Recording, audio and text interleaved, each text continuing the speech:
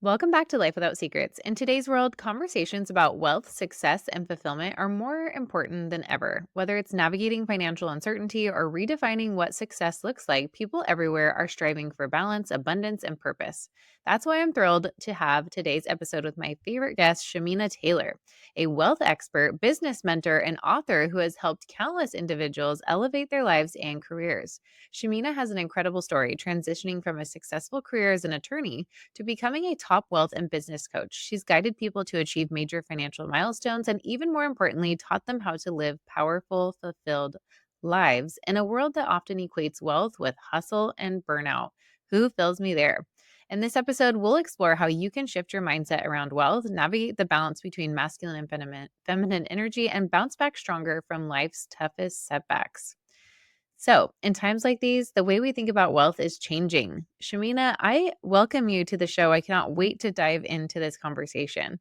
Thank you for having me. Yeah, I'm excited to explore the depths of your story, what it means in these times, and what we can do about it. I think there's a lot of financial burdens, a lot of stress that comes from finances. Right? It's like one of the number one things people have go through divorce over. I mean, this is a big deal. So in times like these, the way we think about wealth is changing, right? And your insights are perfect for anyone looking to build wealth, find purpose, and thrive in the world.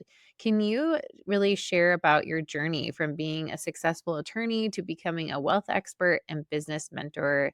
Share what the pivotal moment was when you realized you wanted to make this major shift. Wow. Every time someone introduces me, I always flash back to like, wow, look what's happened, Yeah.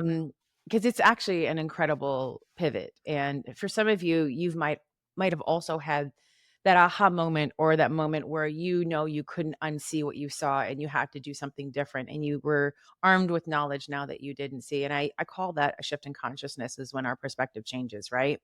When we can see things that we're like, how did we not know that? So for Mm-hmm. me, that happened back in January of 2013. So we're going all the way back, which sometimes feels like yesterday, to be honest with you. I feel I you. used to be a bodybuilder. I was just finishing a figure competition. A girlfriend of mine, she had also joined me in the competition. She did bikini, but the news was going to do a local story on her because she had lost so much weight, and they wanted to film her. So she was a yogi, and I was not a yogi. I had done maybe 3 yoga classes at this point, but I was definitely somebody who was like, I want to be on TV. So in this moment, I was committed to going to this yoga class. I walked into this yoga studio. She set everything up for everybody. The cameraman was there. I went up to him and I was like, don't pan on me too much. But basically, I was saying, like, make sure you look at me. Like, I've got my greatest Lululemon on, like very much in my ego at that point. And, it was all about me and the things that I had and how I looked. And the class started. She put me to the side in the middle. I had my phone beside me because that's what you do in yoga, bring your phone in. And I was 15 minutes into the class and she had done probably like 150 dog downs. And if you've ever done yoga, you know that they're not easy to do, but she was doing like P90X yoga. And I was getting very annoyed with her at this point because she was showing off for the camera. And as she was talking, she was like, okay, get ready to go into this pose. She's like, put one leg this way, put another leg that way. And as she's talking to us, she's like, are you happy with your life? And I'm like, no, not in this moment. Absolutely not. And but I was so competitive. I was gonna win yoga. I like nobody was gonna beat me. So she told me to go put one leg one way, put the leg the other way. My legs weren't doing this. Remember, I bodybuild. I'm not that flexible. So Mhm. I grabbed one of those little corks, those little spongy things, and I held on to it because I was determined to do this because nothing was going to stop me. And in this moment, this physical pain came over me, and I was like, "No pain, no gain. Like I'm going to push through this." But this physical pain, then as she kept talking, "Are you happy? Are you happy with your life?" and doing what the yogis do. And in that moment, I was like, "I don't know who the F Shamina is anymore." I'm like, I'm pushing through this pose, and this physical pain started turning into emotional pain. I Mm. will never for the rest of my life ever forget the release that I had in that moment. It was like, but then, I just get to cry. And I just started crying. I couldn't stop crying for the next 45 minutes of that class. I stayed in that same pose and I just cried. And what I was really crying about was that I had everything you were supposed to have. I had every checklist checked, and yet there was still something missing. There was still this feeling of unhappiness inside of me. And that was my moment where I couldn't unsee what I was hiding and feeling, and I lifted my head up, had the ugliest cry, there was snot everywhere, and I went home, talked to my husband at the time, and, a month later, he had moved out. We just decided that, we were really in survival mode in our marriage, and it just took me on a journey of really going deep into my healing work. I had to figure out why my marriage was ending, why I felt like I was walking on eggshells in the marriage, why I felt like we just become roommates. We were such a power couple, and yet we were just coexisting. Why I felt so empty inside, why there was something missing. There was this feeling of it wasn't enough, like I was never Mhm. enough. And so 3 years, 3.5 years, I ended up getting a divorce. 3.5 years because it was best for us at the time, that's what we thought, and 3.5 years, I went on a very deep spiritual journey of healing myself. I have tried every single probably healing modality there is. I had a lot of trauma growing up. I grew up with a very Mhm. narcissistic father who was quite abusive.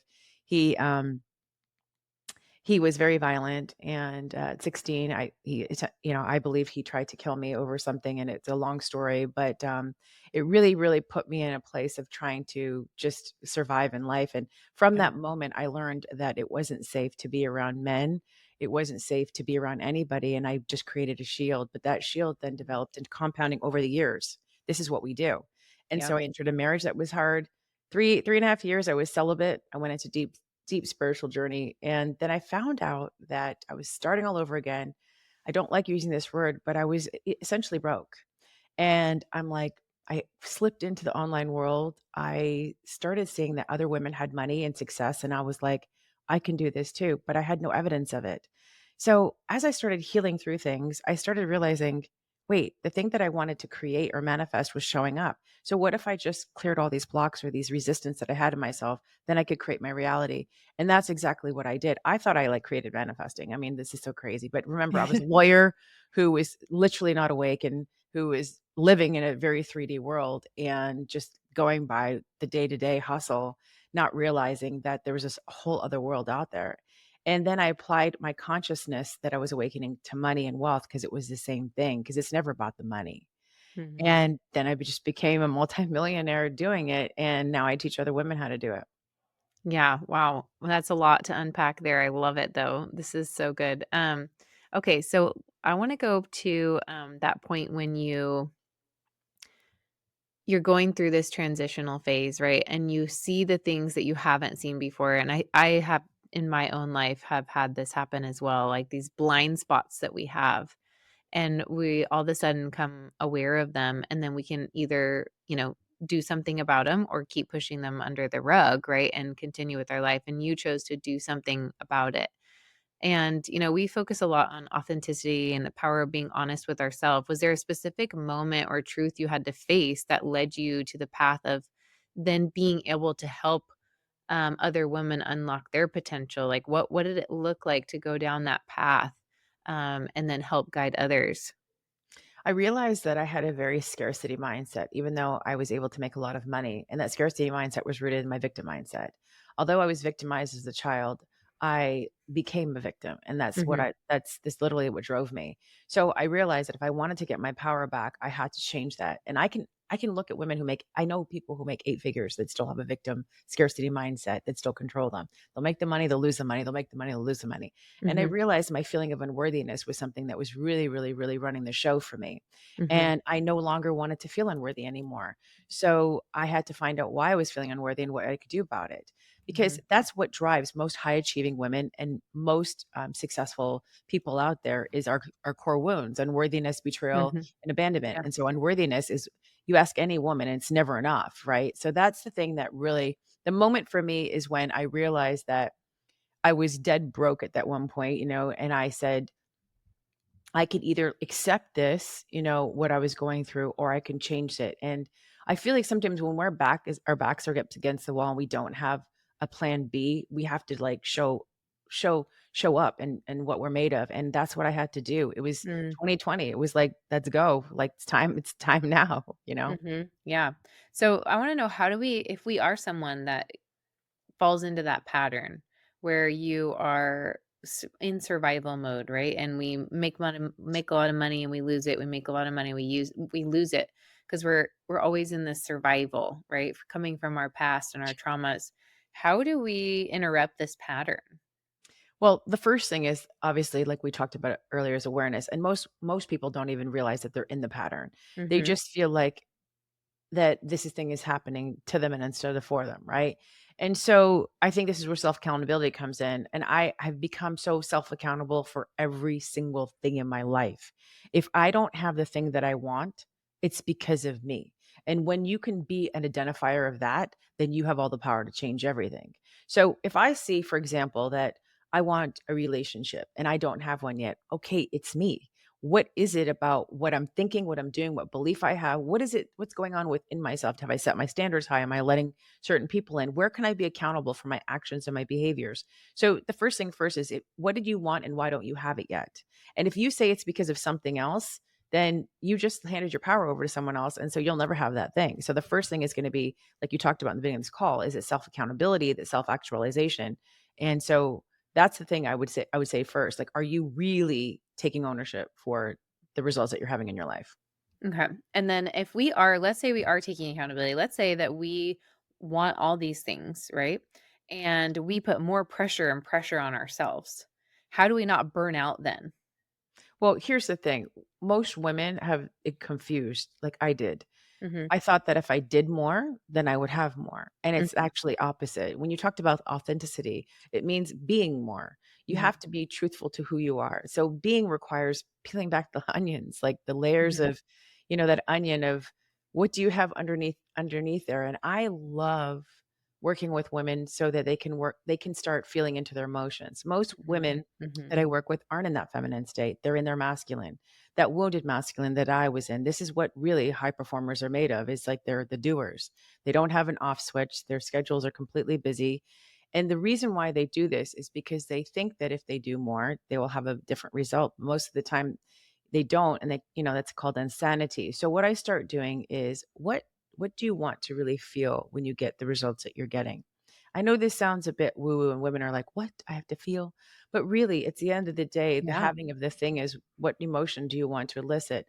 I teach emotional mastery because it was the number one thing missing inside of myself and Mhm. inside of every single high performing woman I've ever met.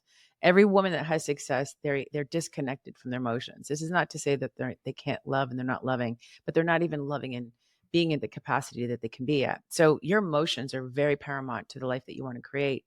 That's the first place I would go with every single woman is getting her mastered in her emotions. What does that mean? Not being so triggered, being able to respond instead of react, being a woman who knows the difference between goals and desires, being a woman who's led by her heart and what's in her soul instead of what she thinks she needs and what society has told her, Mhm. and being a woman who feels satiated by certain things that it's enough. Like every single woman I work with is like on the okay, check this box. What's next? It's next. It's next. It's next. I need the next. It's like that dopamine hit. Like it's never enough to just sit with what they've created. Mhm. So they actually create income ceilings for themselves. Sorry, success ceilings for themselves, and it's just a crazy loop. Yeah. So emotions, the deep emotions, and Yeah.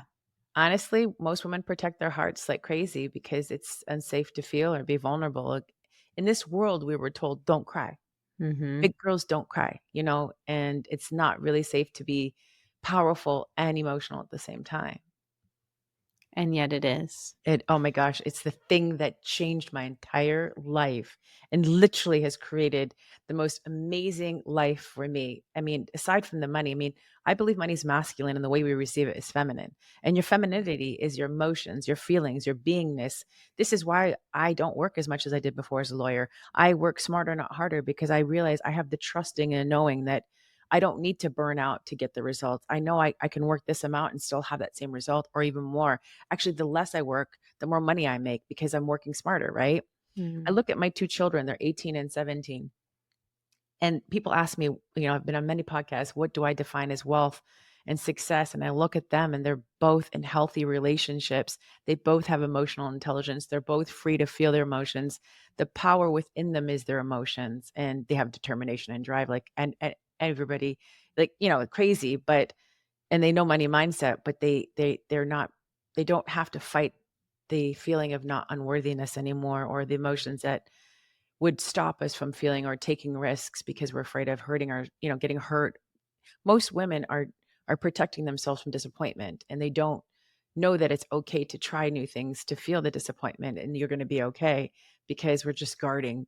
Don't want to, Mhm. I don't want to hurt. I don't want to hurt. I don't want to hurt. Yeah. It's Yeah. also conscious, to be honest with you. Yeah, totally. Well, I wanna go deeper into this masculine and feminine energy. How can women, like, with high-powered careers, leadership positions, balance these energies of, masculine and feminine to achieve the success without the burnout?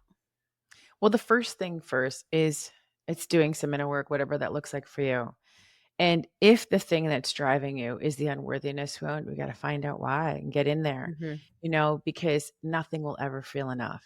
Mhm. No success will ever fill that hole. No amount of money will fill that. It'll always feel like something's missing, like I did on that yoga mat, right? Like Yeah. it'll never feel like enough.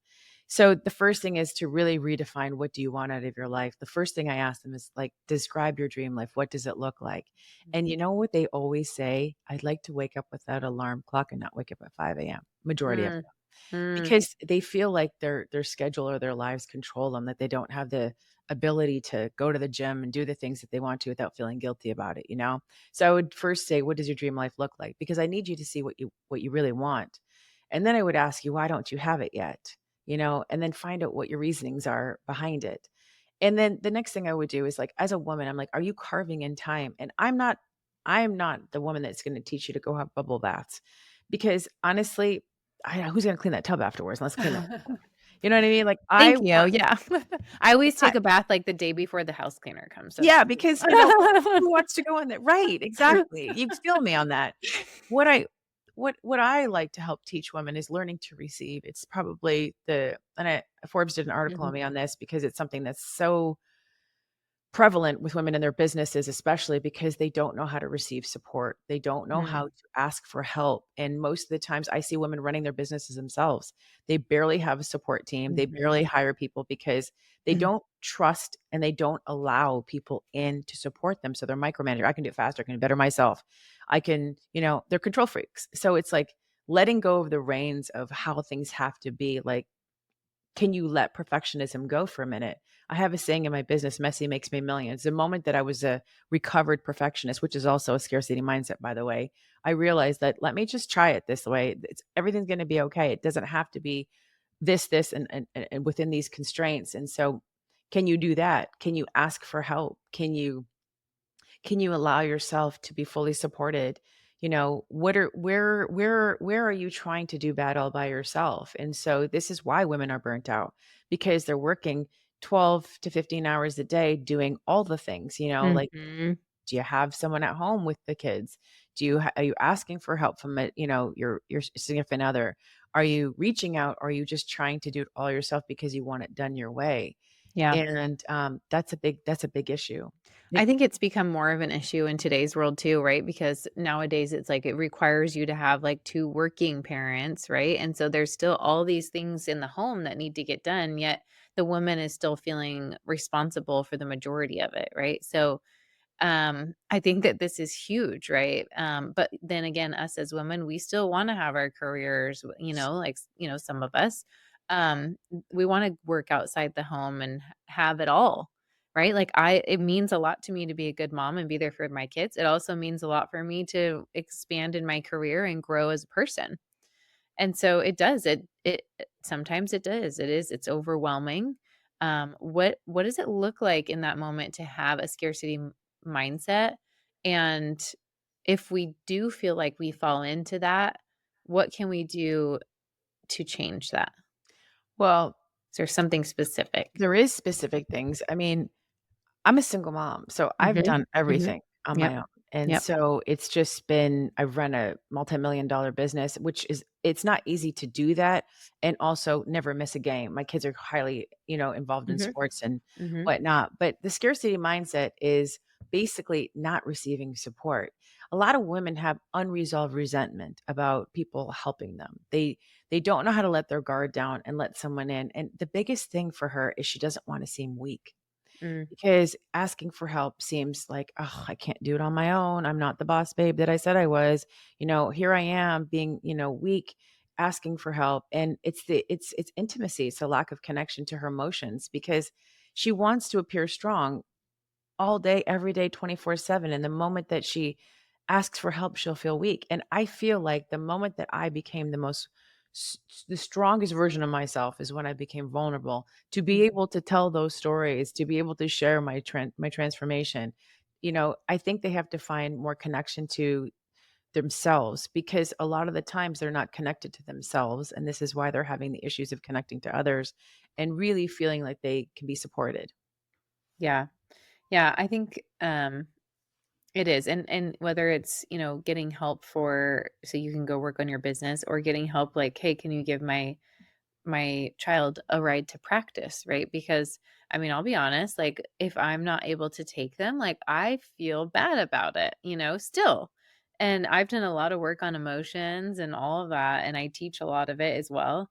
And there is still, in the back there's still that, oh, or, the mom guilt will kick in. And I'm like, no, that's not who I am. I have to constantly remind myself, like, that doesn't mean I'm a bad mom. Like, this little tiny thing does not Absolutely. equal this bigger thing. Um, how did overcoming the challenges you've went through, like, going through the financial difficulties, going through the divorce, how did that help you become um actually more powerful in the end? Like, of because you went through those. Well, when women have money, we can do amazing things. That's all I can say. I mean, like, I had to become the most wealthiest version of myself without the cash. That's really what it came down Say to. that again.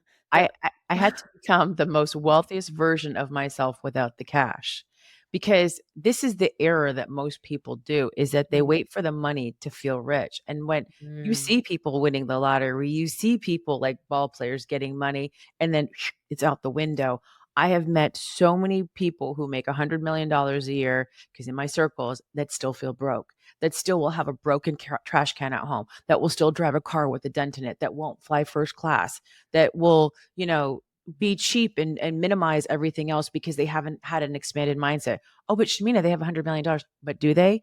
Because next week we hear about all their properties having a big drop, money going out the window, losing, having lost 65 million, da da da da da. Like it adds up in the end. Let's just do the checks and balances. Just because they've had some wins, there's losses on the back end and some, things happening.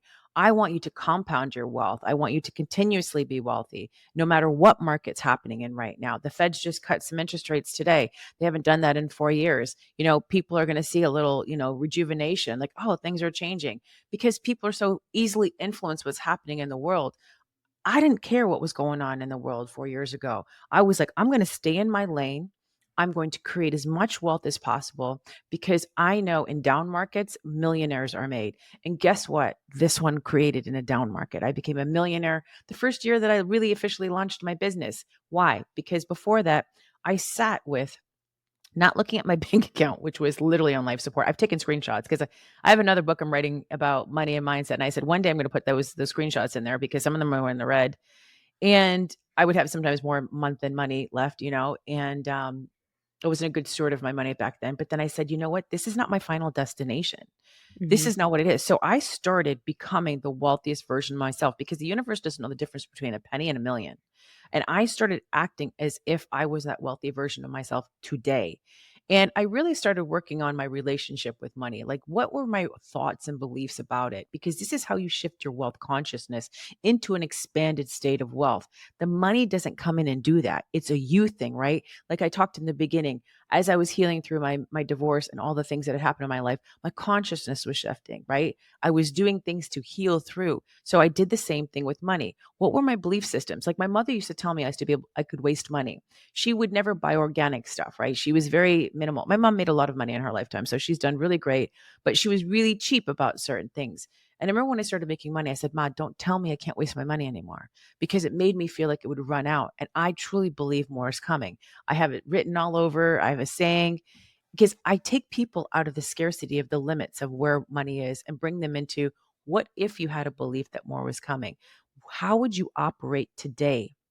How would you do things? Would you get the extra guac if you had the money? Would you go buy that Louis Vuitton? Would you book the first class ticket? Would you do certain things that would elevate and escalate the way you think about a $300,000 G Wagon cash? Okay, did I need it? No. And most women that are in that, like, stuck lack of abundance, in that scarcity mindset would be like, that's stupid. I don't need that, right? Like, why would you spend that money? I could save that money. But every time I get in that car, I feel wealthy. Every time I fly first class, I love the luxury of getting on the plane first, getting off the plane first. There's things that make me feel a certain way because I've mastered my emotions to such a place that they literally create whatever I want. So if you limit yourself, you tell the universe, yeah, you know what? Don't give it to me, give it to Shamina. Don't like, having a cheap limited mindset actually affects your business too, because you give too much in some of your offers, you don't charge enough, your delivery is like crazy, you don't hire the team because you want to do everything by yourself. This is where the burnout comes in because you'd rather, save the money doing that. It all of that limited mindset just keeps spilling all over. But what if your wealthy version of yourself, the one who had millions, multi millions, operated now? What would she be worried about? What would she be thinking about? How would she be operating? How would she be doing things? And now you're saying, well, I don't have this money to go do all these things. All right, set a desire up. I want you to make a list of the things that you truly would. I always tell everybody, go energetic shopping. Write down all the things where money would go, because just asking for money is not how it's going to come in. I sat there and designed the life. I would go on Mercedes page. I'd Mac out my G Wagon. I'd get the AMG. I went to Cartier and Rolex. I'd pick my watches out. I got all these things now. And I wanted to fly first class to Europe with my kids there and back and go 5-star, get drivers, do the best. We did it this summer. And, I wanted to do all these things and I've created it. So we got to give money a place to go, but we also have to figure out, what do you really believe about it? Because if you don't feel like you can love on money and you can feel supported by it, goes back to that masculine energy. Most people don't feel safe unless they have a lot of money, because they feel money is going to make them feel safe because they don't have that safety with it, right? So if you're looking at the masculine and hoping that it's going to create that safety, from the money, you don't have your own sense of safety in your own masculine, right? So this is the work that I do with women. I get them to feel super safe in who they are with their masculine and their feminine, and that they balance those energies so then they can create the reality they want with their money.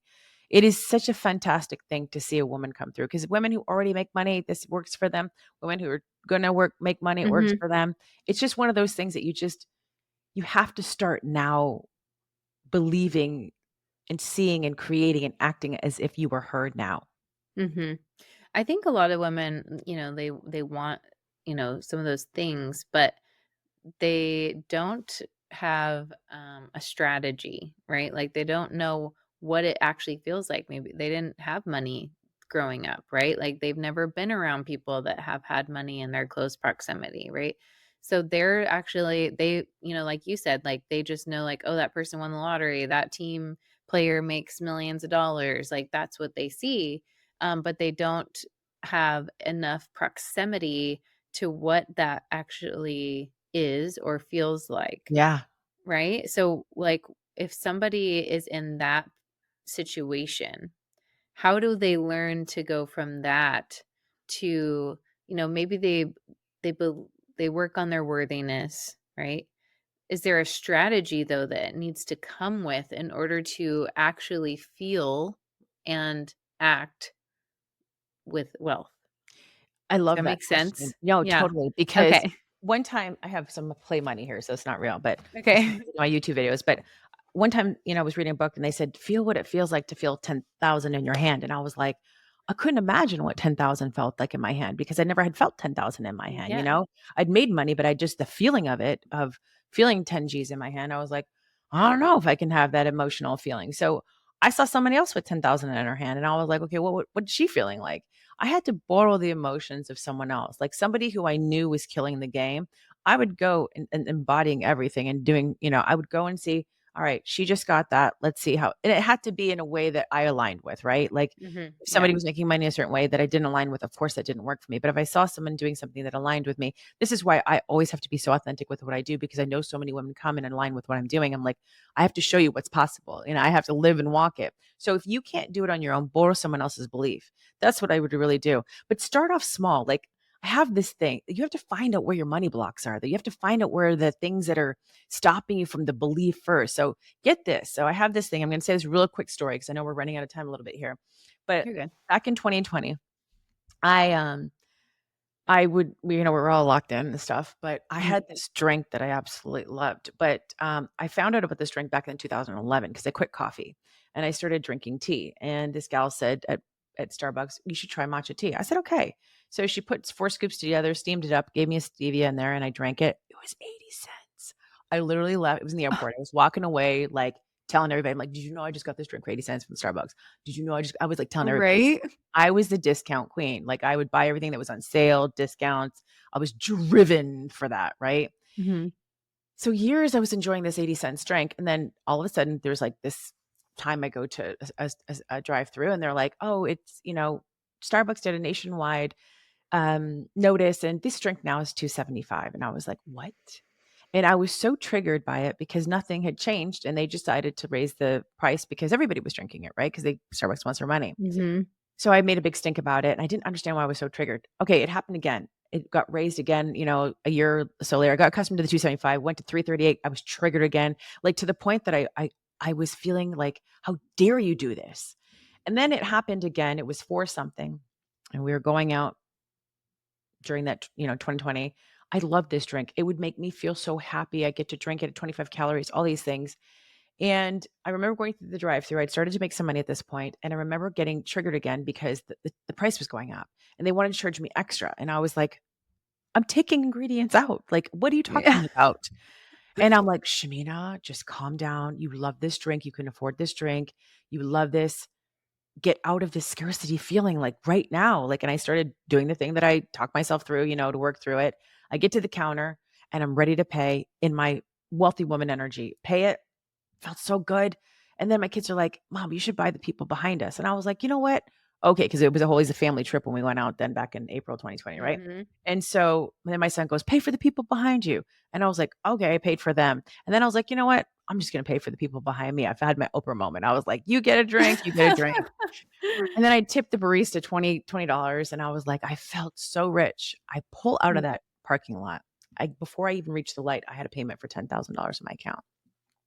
Let me tell you, that was the fastest moving of money because what was happening that time is that every time that I went to spend the money, my victimness of betrayal was being triggered. I felt betrayed by a corporation, but it wasn't the Mm. corporation. It was a deeper betrayal that was happening inside of me because it's never about the Mm. money. It's always about the relationship with a person or with with something else. And I dive deep into this with everybody that goes through the money work with me. And we find out who it was. And obviously it was with my father, right? Mhm. And my ex-husband and a couple other things. But it was like I had this feeling of betrayal. And I'm like, I no longer want to feel this way.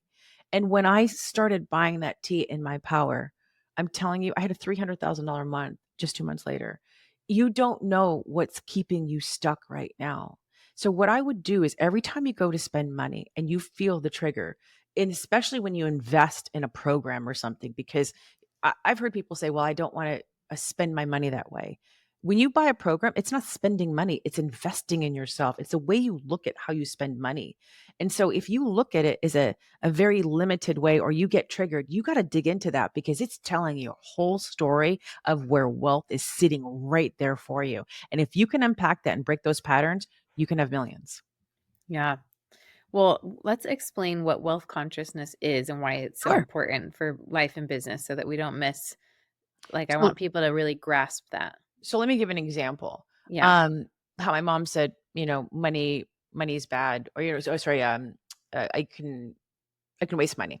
Some people Mhm. were raised with rich people are bad, and Mhm. look at those greedy people, and you see it all the time. You see people like trolls commenting Mhm. on why would you even have a car? I just saw someone talking about a G wagon, like and well, those people are crazy, and they're jealous. You could see that coming out, right? So if you have belief systems about money or wealthy people that Mhm. aren't aligned with the result that you really want, and you are really honest with yourself about why you believe this, it is a good place to start exploring. So I would write down all of your belief systems about money, all of them, good, bad, ugly, like just get true and honest about it, right?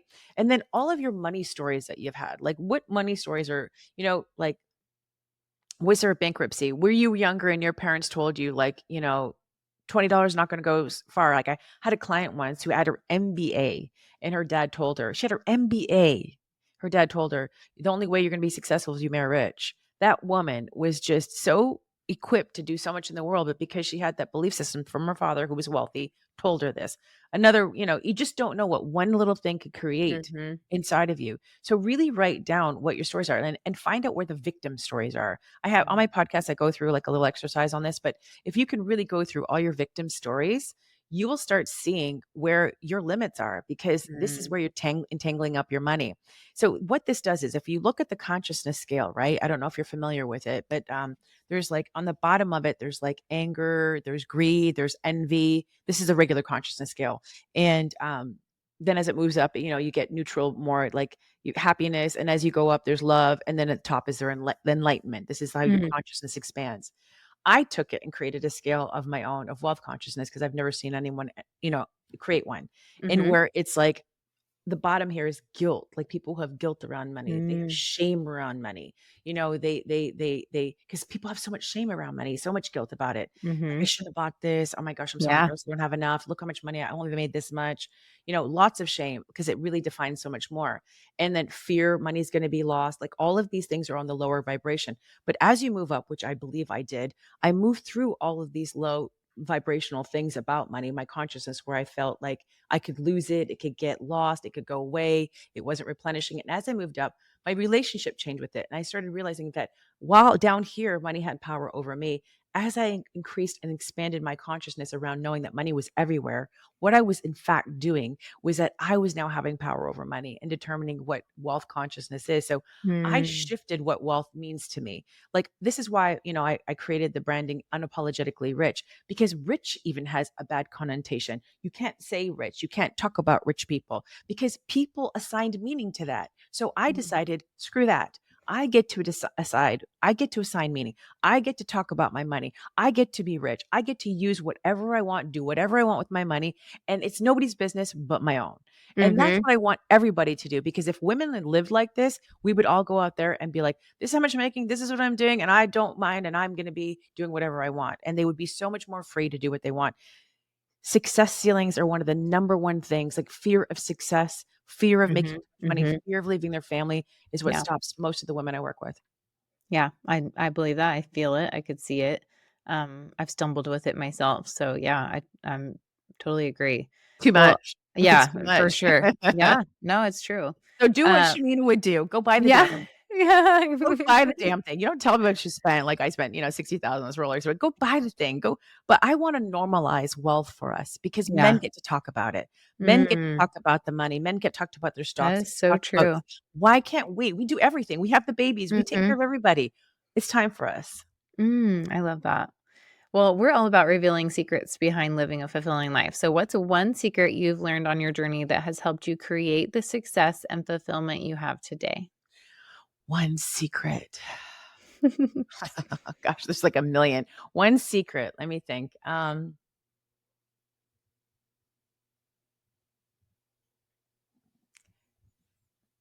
Really stop playing so small. Mm, Like, I feel like, be your own biggest cheerleader. Go mm, out there and be the biggest, baddest bitch you can be. Like, literally go out there and own who you are. Because when you internally have that conviction in yourself, that confidence, you become unstoppable. So mm, really let that be your fuel. Like me, I have to talk to myself as if I was my biggest cheerleader, because mhm, there's going to be things that are going to bring us down. So my secret is to really go believe in the delulu things in the world. Like, do not stop at what reality is. Go beyond that and let that guide you. I love that so much. Yeah, be that version of you. That's Yeah. so good. Well, how can people connect with you from here and find out more about what you do? Well, the first things first is, I would say, if you want to have a life changing moment, I don't know if you've read this yet, but go grab my book, Mhm. Unlocking the Quantum Woman. It is going to be a game changer. We have, I think, 150 something 5-star reviews on Amazon. This is a great place to start. You can go and listen to our podcast, Unapologetically Rich. You can come find me on YouTube. I've got a great channel there under my name, Shamina Taylor. Come connect with me, Shamina Taylor, on Instagram, and join my Quantum Women group on Facebook. I don't know when this is going to get aired, but we have an in-person event in Chicago, October 25th and 26th. Would love to Okay. have you there. Oh, awesome. And how do they get information on the event? We'll give you a link. It's the Wealth Consciousness event. This is the Quantum Leap edition where we're literally going to give you like a workshop in 2 days that's going to collapse time for like 2 years for you. We're going to give you, or even more. Some women get 5 or 6 years out of this, but we're going to give you the tools to break through your money mindset. Really access more wealth consciousness, and it's going to be a deep dive, but it's going to be one of those things where you're going to be doing it with like other powerful women with you. So Love we'll it. we'll we'll give you the information for it. Awesome. I'll put it in the show notes. Thanks. All right, Shamina. Well, thank you so much for sharing your wisdom and connecting with us today. Thank you for having me. This is wonderful. Absolutely. If you enjoyed this episode, be sure to check out Shamina's work, her book, Unlocking the Quantum Woman, and follow her on social media for more empowering content. And as always, thank you for tuning in to Life Without Secrets. If you found value in today's episode, don't forget to subscribe, share, and leave a review. Until next time, sending you all a giant hug. Hey there, it's Jillian from Life Without Secrets. Ever feel like you and your partner aren't quite on the same page? Well, you're not alone, and that's exactly why I created our latest issue of Truthful magazine. It's packed with insights and stories about bridging that gap and finding a deeper connection. We're diving into real conversations about needs, feelings, and how honest dialogue can rekindle that closeness that you've been missing. Why not explore this together? Go grab your free copy right now at lifewithoutsecrets.com and turn those pages into shared moments. Can't wait for you to dive in and share your thoughts with me.